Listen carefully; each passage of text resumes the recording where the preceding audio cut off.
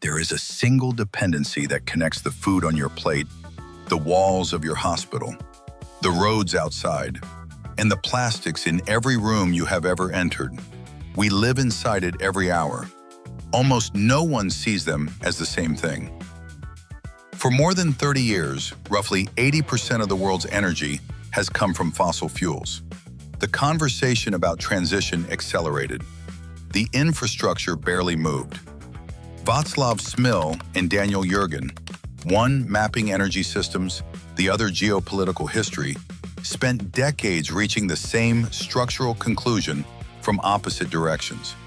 What most people call oil is only the visible layer. Beneath it is the machinery of modern life, and this video maps what it really holds together. After this, what looked like a commodity reveals an architecture, one that is carrying everything. The weight of that architecture becomes unmistakable through a single phone call, made at midnight in the winter of 1942. German forces are trapped in the Soviet Union. The Sixth Army is surrounded at Stalingrad.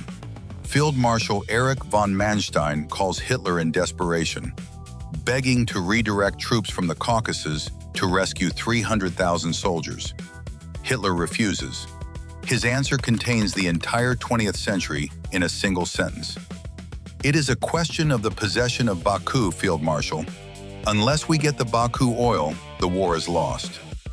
He then delivers a monologue no one can stop. How much fuel an aircraft needs. How much fuel a tank needs. Over and over. The obsession of a man who understood, perhaps better than any strategist of his era, that wars are won not by ideology, but by energy density. The Sixth Army never escaped. Their tanks carried enough fuel for 20 miles. The gap they needed to cross was 30. 10 miles of missing petroleum sealed the fate of 300,000 soldiers. That was not an anomaly. That was the logic of the century. A French senator had already named it after the First World War. Oil, he said, was the blood of the earth and the blood of victory. After the guns fell silent, petroleum did something far stranger than winning wars. It rebuilt identity. The post-war abundance of cheap oil created what Yergin calls the era of Hydrocarbon Man, a species whose entire way of living was redesigned around a single fuel. Suburbs replaced dense cities. The automobile replaced the train. Gasoline, once a useless byproduct dumped into rivers, became the most traded liquid on Earth. 4,000 acres of potato farms on Long Island became 17,000 houses for 82,000 people. The cost of a home, $7,000, and a tank of gas. We are so dependent on oil, and oil is so embedded in our daily doings, that we hardly stop to comprehend its pervasive significance. It makes possible where we live, how we travel, even where we conduct our courtships. A civilization that would collapse if the world's oil wells suddenly went dry. Now here is where most conversations about oil stop, at the gas station, at the price per barrel. But the dependency doesn't end there. It runs deeper, into the chemistry of everything you touch. Vaclav Smil identifies 4 materials without which modern civilization cannot function at its current scale: steel, cement, plastics, and ammonia. Every one of them depends on fossil fuels, not as a convenience, but as a chemical necessity. You cannot forge steel without metallurgical coke. You cannot pour cement without calcining limestone at temperatures only fossil combustion reliably delivers. You cannot manufacture the plastics in every hospital, cockpit, and kitchen without hydrocarbon feedstocks. And then there is ammonia. This is the part almost no one talks about. The Haber-Bosch process, invented in 1909, still dominant today, synthesizes ammonia from natural gas. That ammonia becomes nitrogen fertilizer. That fertilizer is the reason the planet feeds billions of people who would not exist without it.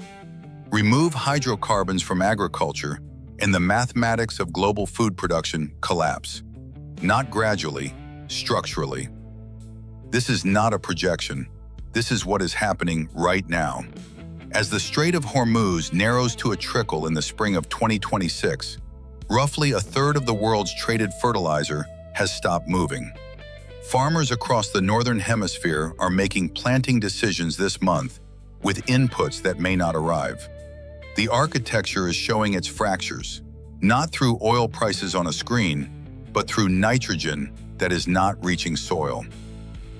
The skeptic might say, "We have been through oil crises before, and we survived." That is true, but the pattern itself is the evidence. 3 times the world rehearsed this collapse. In 1973, when the Arab embargo shut the taps for 6 weeks, the Western world discovered that its non-negotiable way of life could be paralyzed by a political decision on the other side of the planet. In 1979, when the Iranian Revolution cut exports, panic buying doubled the real shortage, and an icy, pervasive fear gripped markets for months. In 2020, the crisis came from the opposite direction. Civilization stopped moving, and the world drowned in oil it could not store. Every tanker on Earth was converted into a floating warehouse. The price of a barrel fell to minus $37. Producers paid buyers to take their oil away. 3 rehearsals, 3 different causes, the same conclusion. We are structurally hostage to this substance. The 4th rehearsal has already begun, and this time, the world has not yet decided if it wants to stop it. So the question the title asks, what happens when it stops, already has a partial answer. But the deeper question is whether we can choose to stop before we are forced to.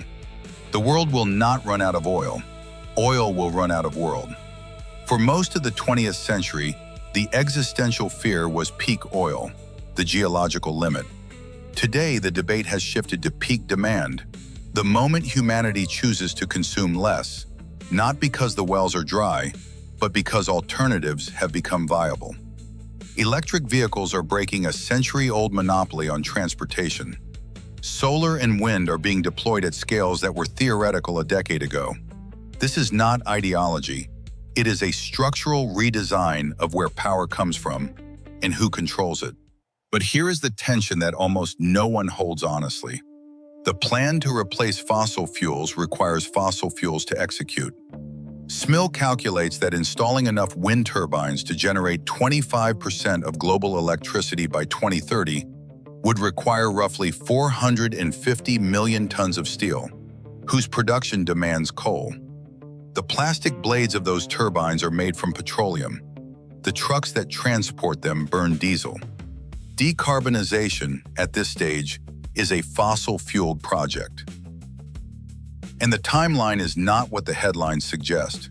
Smil warns that the global transition away from carbon-based steel, cement, ammonia, and plastics will be a multi-generational process, not decades, but generations. The world has spent a century and trillions of dollars building the most extensive energy infrastructure in human history. Pipelines, refineries, tanker fleets, distribution networks spanning every continent. 3 billion people in the developing world still lack access to the energy that wealthy nations take for granted. No civilization has ever dismantled its own foundation while standing on it, and while billions more are still waiting to step onto it. 80% of global energy still comes from fossil fuels, the same number as 30 years ago. The conversation moved. The infrastructure did not. And yet, consider Norway, one of Europe's largest oil and gas exporters. Its sovereign wealth fund, built entirely on oil revenue, is the largest in the world at over $1.7 trillion. That fund now finances the country's transition to renewables. 45% of vehicles sold in Norway are electric. Nearly all its electricity comes from hydropower. When asked why Norwegians buy so many electric cars, a senior official offered a disarmingly simple answer: because they can afford to. The wealth came from oil. The most ironic project in human history may be this: a civilization using the last reserves of its defining energy source to engineer its own obsolescence. The oil will not end in an explosion. It will be retired, slowly, expensively, and with a degree of difficulty that most projections dangerously underestimate. That is the architecture we live inside. It feeds us, moves us, shelters us, and connects us. It also constrains us. And dismantling it without collapse, while feeding 8 billion people, while 3 billion more demand the life it built, may be the most complex undertaking our species has ever attempted. The next force to shape civilization at this scale might not be something we extract from the Earth at all. The books and references behind this video are in the description. This episode is part of the Science, What Reality Is playlist, where we trace the structures that hold the world together, often in ways we never chose to notice.